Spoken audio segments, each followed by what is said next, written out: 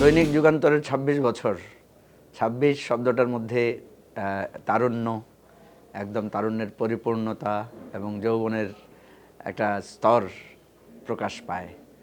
তো যুগান্তর যখন প্রথম চালু হয়েছিল, তার নামটার মধ্য দিয়েই একটা মেসেজ ছিল, একটা বার্তা ছিল।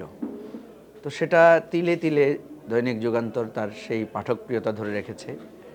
২৬তম জন্মদিনে তাই আমি যুগান্তরের পাঠক, যুগান্তরের যারা কর্মী, যুগান্তরের যারা এর পৃষ্ঠপোষক, সবাইকে আমি ধন্যবাদ এবং প্রাণঢালা অভিনন্দন জানাই। একটা সংবাদপত্র শুধু সংবাদ দেয় না, সে সমাজ গঠন করে, সে মানুষের মননকে পরিশীলিত করে।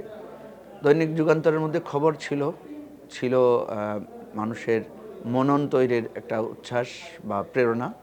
সবচেয়ে বড় কথা হচ্ছে, আমরা যে জুলাই আগস্ট গণ অভ্যুত্থান করেছি, সেখানে যুগান্তর বা যুগান্তরের আরেকটি পার্শ্ব প্রতিষ্ঠান আছে যমুনা টেলিভিশন, আমরা দেখেছি তাদের ভূমিকা, আমরা তাদেরকে আমাদের সহযোগ হিসাবে পেয়েছি। যুগান্তরের কর্মী বাহিনী যারা কাজ করেছেন, সেখানে তাদের একটা পেশাগত দক্ষতা, পেশাগত নৈতিক অবস্থান তাদের তৈরি হয়েছে এবং সেটা যাতে বজায় থাকে এবং এইটা যাতে আরও বেশি উৎকর্ষ সাধিত হয়, সেটা আমরা প্রত্যাশা করব।